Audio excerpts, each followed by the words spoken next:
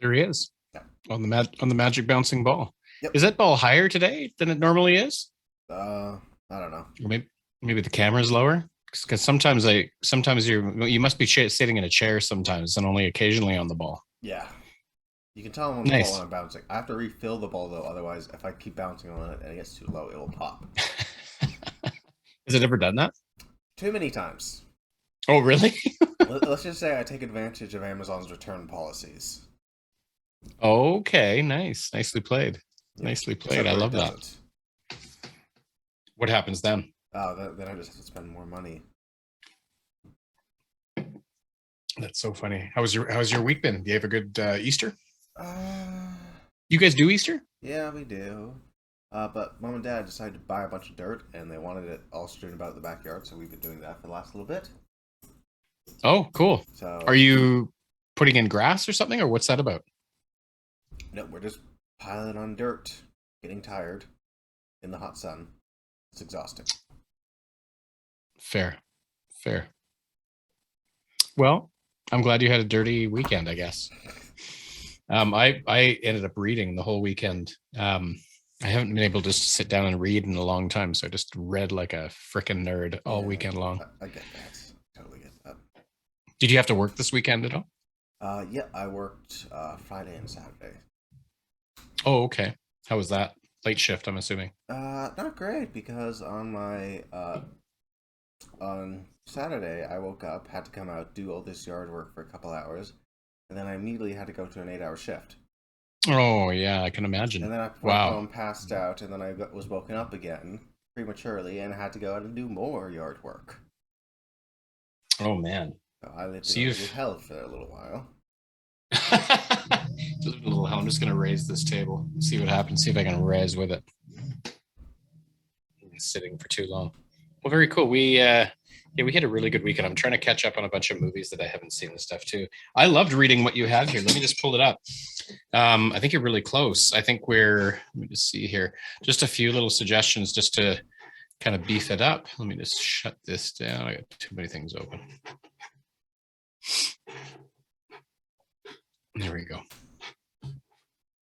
So I like some of the expansion that you're doing. I like a lot of the some of the inclusions. So most of the suggestions I'm going to make are just going to be sort of more along the line of what we've been doing leading up to now, is how to maximize the potential, excuse me, of this scene.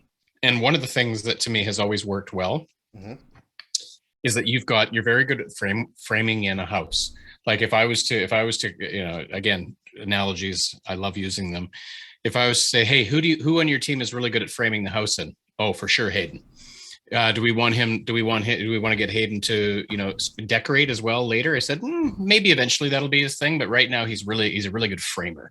And what I mean by that is the story, the basic skeleton of the story is there in place. And what I want to do is I want to, every time we get together, just encourage you to slow down and enjoy the moments, because the magic is in the moments. And I'll give you an example of what I'm talking about here.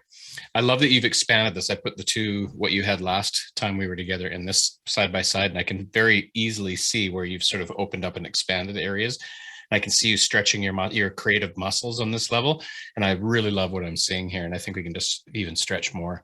So, for example, I like that Thomas and Rebecca, they walk along the hallways of the university, footsteps echoing off the walls. Not entirely sure if he's heading the right direction. I love that sort of reference to not just simply describing the room, but he's like feeling a little anxious as he approached the classroom. Although my suggestion would be even there. Let me just put this in here. And this is tough because everybody's got a different specialty. And if this isn't, whether this is or this isn't, it can become one, and it will need to become one for you as a writer. Thomas and Rebecca anxiously. There's sort of what I'm looking for, anxiously. So in other words, just giving us that little sort of sense of how they're feeling. So when Thomas isn't entirely sure if he's heading in the right direction, you could lean into a little more. How does that feel? And even show him like frantically. This is where things like he frantically checked his timetable, and he's kind of looking around going, shit, which room? Because that's what you do when you're new to a school, right? You don't just sort of go, yeah, how do you know if you're in the right place? I'm checking my watch, I'm shitting my pants, I'm looking to make sure I'm in the right place. I might stop. Hey, can you tell me? And I would say that you don't have to do that with all aspects of this, but I might do that if you're at the beginning. I would love your whole first page to be just him finding Dr. Lake's room. Yes, a whole page of just him looking for it and not being able to find it, rather than he's already in the classroom in paragraph 2. Okay. So in other words, just kind of slow. And there's nothing wrong with what you've done here. It's nothing wrong with it. It's just like, you can see my note down here, over on this side. Like when they find the classroom. Oh, and obviously this is all later stuff. You don't want to have Dr. Lake's classroom and then Dr. Lake's classroom in the very, within the next couple of sentences. Okay. When he walks into the room, I love this. Thomas was amazed at how large the room was. I love this. You're getting into it. 100 students had to be there, stuff, leaning forward, others on their phone. You're heading in the right direction. You're laying down some stuff. And again, we can start to pull this apart some more and have some fun. Looked around, taken, he would sit back, looked around only to realize that almost all the chairs have been taken. He would have to sit in the back. Felt like punishment for being late. That's good. Like, I think that we can make that sexier, but that kind of a thing where he shows up and realizes there's no seats late, it feels like a punishment for his being late. Yes, more of those kinds of things that sort of give us a sense of, I want to get a sense of attitude. I want to get a sense of personality, not merely physical descriptions of what's going on. So getting into the head, getting into the heart, getting into the personality. And that takes time. You're doing exactly what you should do. Frame the walls in, and then we'll go in and start putting up the wallpaper and the carpet and making it look pretty. Having said that, this is the first best chance you have to introduce Lake. So if you're trying to set him up, and of course it all depends on how you're trying to set him up, let me put words in your mouth based on what I think you're trying to do. If he's a guy who is pompous, but by puffing his chest, he's very confident. I'm assuming to the point of narcissistic, confident, bordering on arrogant, probably is. Nobody in the room is smarter than him. Just if you don't believe him, just ask him. Right. He'll tell you. And so to me, and these students, some of whom I'm assuming the students in this classroom, like literally any classroom I've ever been in, will be full of approximately 3 groups of people. People who know who Lake is and worship him. People who know who Lake is and don't worship him. And people who don't have a fucking clue who Lake is. Even if they've heard about him, they've never seen. And I love the idea that, this is a great opportunity, because what you have here is you're going to be dropping Thomas into this environment. Thomas is a person who in chapter 1, you've already shown us kind of worships this guy. That concerns his girlfriend. She's nervous that at this point he's not strong enough as a person yet. Of course he's not. He's however old he is. He's learning how to become a person. He might not be manipulate. Yeah, he might not be intellectually and emotionally strong enough. I'd say it's more emotional maturity is what he's lacking. Mm-hmm. Love it. Smart kid, but hasn't had enough life experience yet to realize that careful who you worship. And his girlfriend, being a woman who, like I think most women I've ever talked to, has spent their whole life in the shadow of men, having to sort of find themselves and stand up and find their voice in a way that men don't. That's just a psychological reality that's been proven over and over again, that boys, all of us to one degree or another, have the privilege of just kind of going through life more or less, relative certainly to women. It's a pretty smooth ride for us. So he's, you've established that in the first chapter, relatively, right? You've established that in the first chapter, so that now what you're giving us in the second chapter, let's take a look at what you're giving us. You're giving us, in terms of what new information we didn't have in chapter 1, you're introducing us to Lake. And you're showing him in the most perfect possible context to help us understand how we should feel about him, by showing him in his work environment, surrounded by students, all of whom give us an opportunity to show us, in especially comparison to Thomas, who worships this guy, how do all the other students feel about him? So to walk by, and you're not walking by it, to walk by this scene without saying, hey, this is who Lake is, and this is how everybody apart from Thomas feels about him, to walk past that and not do that, would be like and the reader would be so mad. He says, what the fuck did you put this scene in here for? Just to show a lecture hall? The whole point of this scene, seems to be to introduce Lake, what he thinks of himself and what other people think of him. So to me, if they walk into the room, I love this idea that Rebecca and Thomas walk in, Kind of they look around. The mini cosmos of how the world views Lake, not just his classroom. Yeah. And I would definitely 100% not have Lake in the room when he first enters, because the way it reads right now is they come in, they look around at the other students, love that, and then suddenly go, oh, there's Lake, which would normally happen. Like, that's not unusual. That happens every time when I was at SFU. You'd walk into a lecture hall, you go, wow, this thing is huge. Hey, look at all the students. Oh, there's the teacher. That's usually the order that it happens in. My suggestion is, don't put Lake in the room. Have the room suddenly go silent and Lake enters. Not quite like a king entering his court, but sort of, right? Where it's, because that's your golden opportunity. Suddenly everything goes quiet. He says, murmur, murmur, murmur, fuckity fuck, hey, you see what's on TikTok? And then suddenly, shh, shh, shh, shh. And then he walks. And once he walks in, watching, I don't mean everybody has to, in fact, don't do that. I would see that this is a perfect opportunity for Rebecca, not Thomas.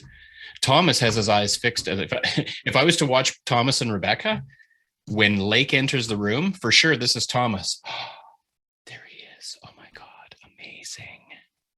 And Rebecca wouldn't be looking at him. Rebecca would be looking at everybody else, saying, how is everybody responding to this guy? And she would notice that some people were like, oh my God, yeah, here he is. It's going to be amazing. And some people were like, oh, fuck, everybody worships this fucking guy. That's what I want to see. I want to see different students reacting. I want to kind of get that feel, but mostly I want to see him walk into the room. My suggestion would be, so here it is. Great chance to make a grand entrance, show students responding. These are absolutely those golden opportunities in books. This is the fucking reason we love to read books, is because not merely because it describes a room with people in it and there's the teacher. It's in how it does that makes you go, oh, this is good. I'm in good hands here. Linger in that sensory and emotional experience of what you're describing. And this is going to be true, honestly, Hayden, for every single thing you write moving forward, certainly the rest of this book. I'm going to bet, this is what we did with BPA. The biggest thing, if I remember correctly, that we did with BPA is taking the excellent structure that you'd created and then slowed it down to about 25%. And said, let's hang out here a while and build this a little more. Same with Robin in reading his book, right? The fight, all that stuff, because you've got it. It's just a matter of slowing down to pull it out. That sounded dirty. Now his I'm going to make a couple suggestions on his presentation, because you've always had a wicked presentation.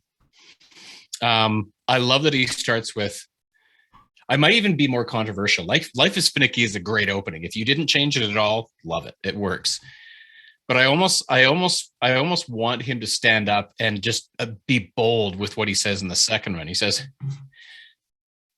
all your life, you've been told life is finicky. Like, just have him be a shit disturber right off the top. Like he says, it's almost as if he's saying, okay, everything you've ever been told is bullshit. Let me tell you how it really is. That's what he's doing here. That's basically what he's saying. Everything you've ever been told, fucking erase it. We're starting from scratch. That's kind of what he's saying. So I would have him say it. Just be that bold. Because you've got sort of all, it's sort of implied here. That is what the experts tell you that it would take and hold. I love all of this kind of. I would have him piss off the Christians in the room. I know what he says. Let me guess. You've heard that the only way life can exist on Earth is because of some miracle of God making it all happen. It's almost Jim Carrey-ish, all right? So totally bring in God. I would 100% bring in God. Please piss off the Christians in the room, and because that's what actually happens. He's not trying to be antagonize the Christians, but sort of, right? He says, "Let me guess. You know, it would take a miracle of God." And to me, the most offensive thing that you could possibly follow that up with, that's totally organic to your story. He says, you want to see what God looks like? Here, I'll show you. Up with the tardigrade. Ooh! He says, that's where he says, you want your divine miracle? There it is. You want to know what God looks like? That. Because this thing can live and exist anywhere. And what is he doing? He's setting up the creature that we're going to see later. Godlike, very Lovecraftian, but we're starting to get the first whiffs of a guy who himself has a God complex. So you kind of kill three birds with one stone, kind of showing that you take or leave any of these suggestions. This is just me. I know what you're thinking, blasphemy. Yeah, but is it? Sure. I agree. We're not. Hey, all of you who believe in God, I'm with you. I agree. We're not alone in the universe. Certainly not. But it's not God we should be looking for, but other beings more like ourselves than we may realize, and yet nothing like us at all. Like, I would tap your Lovecraft hard in this. Nobody's going to accuse you of ripping off Lovecraft, but I would have him just stir that pot, just disturb that shit. You're halfway there. Because the things that he's saying, I highlighted the things that were not purely scientific that would be kind of provocative to me and sort of like, oh, okay, that's what he's saying if I was in the crowd. When we think of places you might find the life we typically think of, the Goldilocks zone, the giant tardigrade, there's your God. If you and I tried to, we're nothing to the hardy tardigrade. When you and I, we would die instantly. He is the pinnacle of existence. What would be life on other worlds, but hidden beneath the clouds lies as familiar. All the highlighted stuff seems to be the point you're making. The rest is kind of the science of it. Not only does life exist on Titan, but it will be radically different from any life form on Earth. Bottom line here is what I'm trying to get at is, what is his main argument? What is he holding up as proof? And what point of when that student finally objects and says, hey, what about this, and pisses him off, what is that going to be? I'll get to it in a second. But I would consider taking everything that you have here, because your speech is phenomenal. What you have him saying here is great. And I would think, okay, how could I be even more provocative than this? Like, Paul told me I need to piss people off with this talk. Okay. And then rewrite it. And then after you've rewritten it, assume you're still not pissing people off enough, and then go further. Oh no, I'm just gonna drag up every feminist and atheist speech I can find and then just mishmash it together. Yeah, like his main attack, it's not that he's trying to attack his students. What he's trying to attack is the idea that this is the way I'm hearing it, is whatever you think you know about life off Earth, just already assume that it's probably been highly influenced by religious people who only want to believe that if there's anything out there, it's a God. Let's get rid of God right away. And that's your Lovecraftian thing right there. That was Lovecraft's whole point, was to say, yeah, there's life out there and it's not God. Fuck God.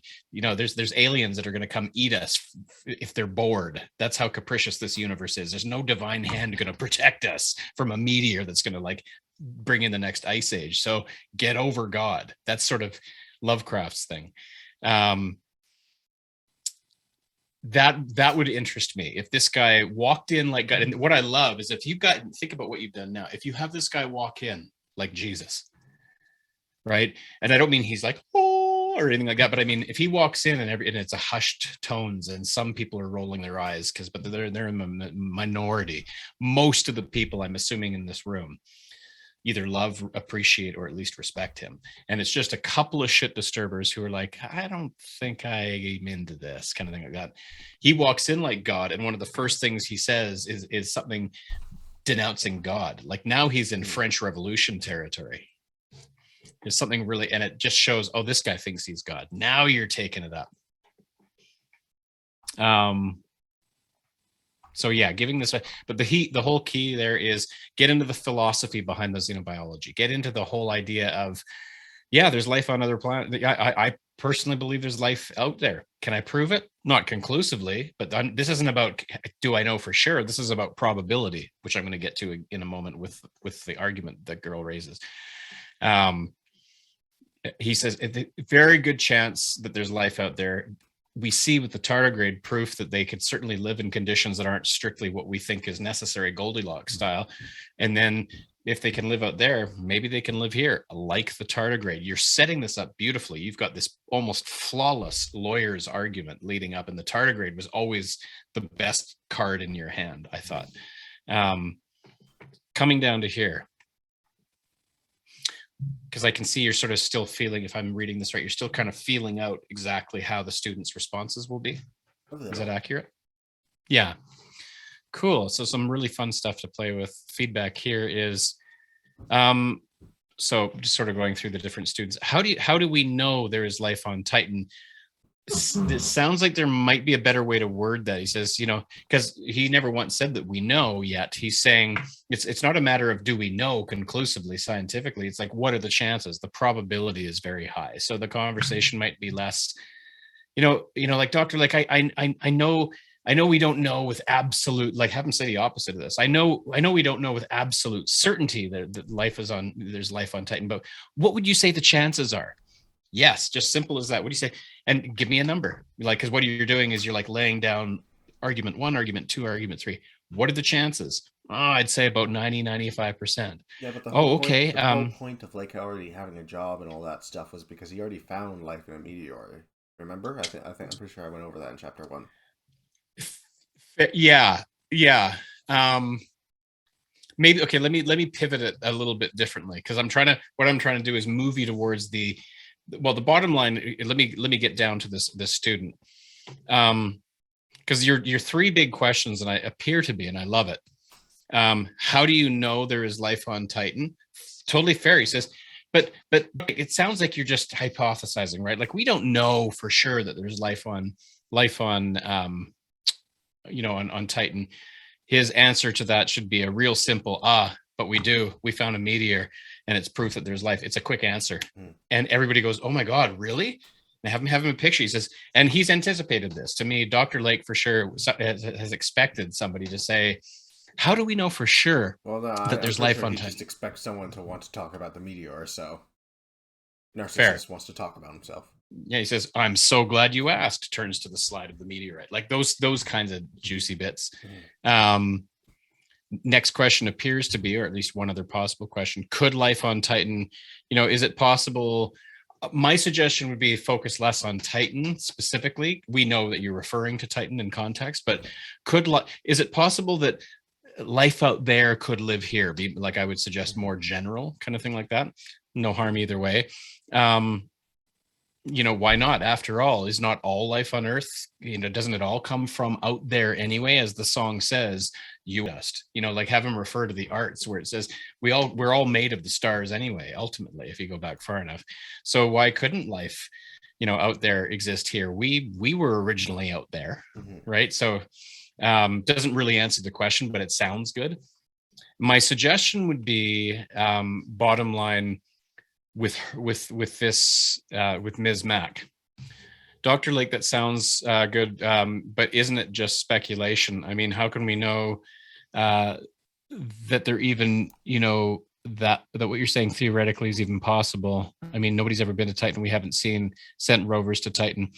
My suggestion would be, rather than have her go down a rabbit hole, this is the way it looks to me. It's a non-falsifiable argument. So she's walking down a dead end street by even going down this road with her line of questioning. Because in the end, you're right, Ms. Mack. I can't conclusively prove it. If you're trying to say that meteorite I just said meteorite with life on it, seems to be conclusive, but the reality is you can't prove that there isn't. So what do I have on my side? Some clear indication of life on Titan. What do you have? Just a disagreement? Like, this is so easy to shoot Ms. Mack down if that's the road she's going to go down. So I would have her not go down this road at all. Have the 2 previous questions ask, well, how do we know for sure? And what might it be like? They're asking the science questions. Have her avoid it altogether, which is sort of an early thing I said. Have her critique and try to poke holes and discredit in him personally, rather than trying to get into an arm wrestle over the science. Say, but can I ask you a question? Didn't you publish all of this? Like, this is the obvious thing to do to me. Dr. Lake, can I just stop you right there? Didn't you publish this, everything you're telling us in class? Didn't you publish this in a journal 15 years ago? And the journal had to print a retraction because it turns out that, some of your information was non-verifiable. So they had, not the science of it, his professionalism. That's what you should be attacking in my mind, because that's his Achilles heel. How dare you critique my reputation in front of, like, the only thing worse than somebody discrediting his science would be discrediting his reputation. And that's what I'm looking for. Because to me, that guy, and to me, my suggestion might be that he doesn't respond at all. The more I've seen this, I think you've got a better response than you've ever had, but I keep thinking every time I read it, I go, you know what? The best response might not be a response. Like, he's about to answer and then the bell goes, or no, it doesn't, there's no bells in university, but it might be something. But he's sort of stopped cold. Like, that's an option. At least an option is that he doesn't have an answer. It's just pure death glare.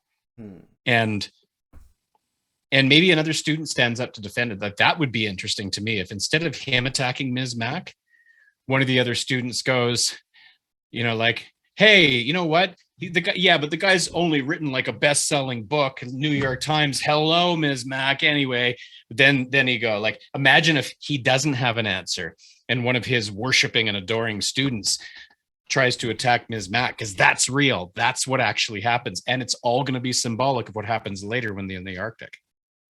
Disagreements among his people about whether he can be trusted or not. In other words, now the way this scene works with the auditorium, you've introduced Mac, you've shown how to react to him, you've heard this whole thing where he gives his view, so you've told us what the story is about: life on other planets, xenobiology, maybe aliens. You've shown students agreeing and disagreeing with him. You've showed one person discrediting his science, and then you've shown other students stepping in to defend him, symbolic of what Thomas is going to have to do later with those Arctic boys when they're in the middle of nowhere. In other words, do this right, play this scene right, and you've literally created an entire microcosm of the entire story in your opening scene. Okay. You've got all the ingredients. By the way, what do you think of Mrs. Mack's retort with Dr. Cloud? Yeah, I think that's, I think that's the closest you've ever come. I think that's the closest it's come to sort of the idea of what you're going. You're in the zone, because what you're doing is you're critiquing. I would go straight for the jugular. Forget all this. Isn't it just speculation? Fuck that. Go straight for the Dr. Cloud.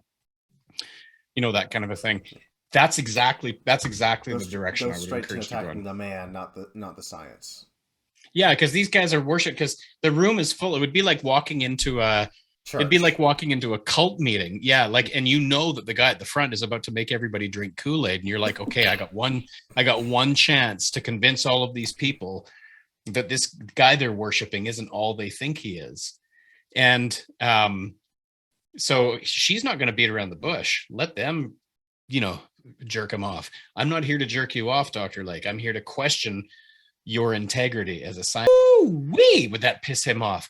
And watching the other and that moment, Thomas is like, he doesn't breathe for sure. Thomas is like, because it's the king of all awkward moments, awkwardness. Hang there for a minute. And Rebecca's like, because Rebecca can probably totally relate to that girl.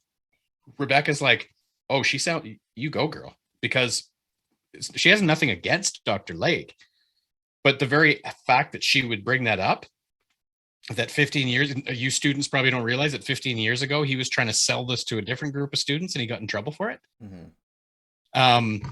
And Rebecca would be like, oh shit, that's a good point. How is he going to respond to this in her head? And him, he's just giving her the death glare. Kind of like, he doesn't know how to respond. And one of the students, after about 15 seconds, I'm guessing if it was real time, and the teacher still wasn't responding, I can see one of the other students going, hey, have you read his book? Have you read the paper? Because I read it. As far as I'm concerned, that journal, that university, that, they were out to lunch. They don't know what they're talking about. Neither do you. Then conveniently, it's time for class to end. And that's what saves. But that moment, and as she's walking out, if this was a movie, as that student is walking out, I can see her giving one last little look back at Lake with just a twinge of a smile, and Lake looking at her going, oh, you are so getting an F in this fucking class, bitch. Like, that's what's going through his head, but he couldn't ever say those words. And meanwhile, Thomas, probably at the end of all of this, and Rebecca have very different feelings about this, when this moment is done. Rebecca's like, holy shit. Like, ugh, I don't know what to think. It's not like she thinks she's seen him once, but she's probably whatever concern she had before they walked into this hall. I bet you it's 2 or 3 times more intense at least. And Thomas is the opposite. Thomas is like, because he's just watched his hero challenged. He's watched somebody else just sort of blindly stand up for him and go, like for a moment, maybe he even questioned him. But then then that student standing up broke the spell and went, "Hey, you don't know what you're talking about, Ms. Mack." And Thomas is like, "Yeah, you don't know what you're talking about, Ms. Mack." It's perfect. Because this is the story of a man needing to learn how to stand up to a strong personality. That's his own alien. That's the monster he has to fight. Anyway, I think it's fucking genius. I think what you've got going on here is great, and I would play with beefing those moments up. Any questions? Let me know if I could help clarify. I think I got the gist of it. Rip out the signs and go more attacking their faith and stuff. Make the attacks on Lake a little more personal, and then kind of try and get the whole class to squabble in the end instead of having Lake talk about stuff. But just have 1 or 2 state students stand up and critique. It's almost like it's almost like the Middle Ages church standing up.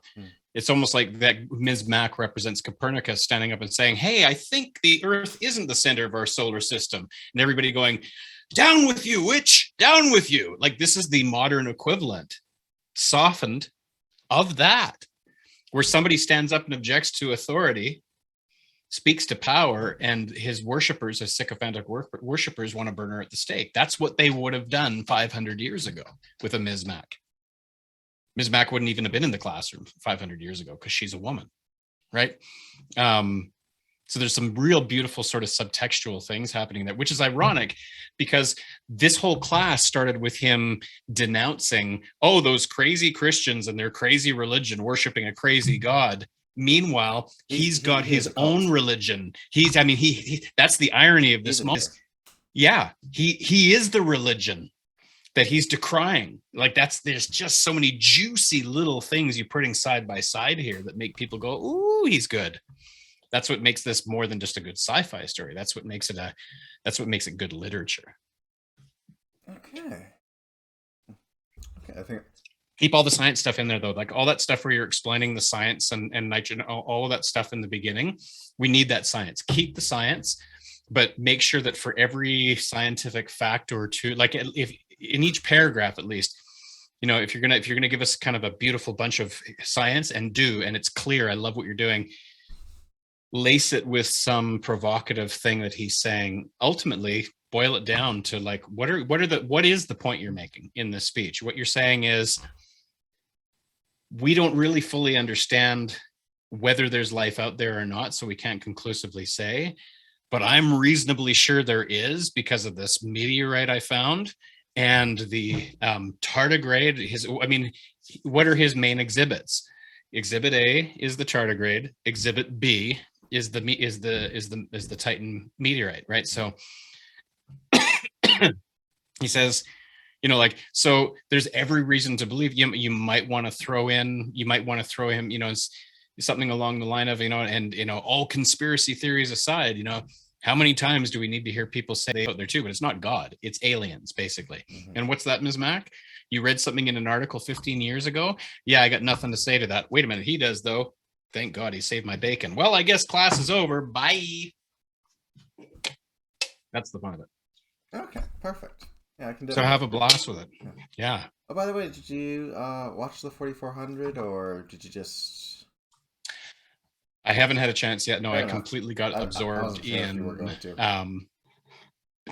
Oh, yeah, I will eventually, but it's I've got a laundry list that I got to get through first. Don't worry about it. If you don't watch it, you don't watch it. Anyways, I will eventually. So I guess we'll see you next week. Monday on Tuesday. Yep, sounds. Monday at 4, right? Yeah, let me just double check here for next week. I have you down for, what did we say, Monday at 4? Mm-hmm. Yeah, that's what I have you down for. All right, take her easy, buddy. Okay, see you next week. Bye. Take care, bye-bye.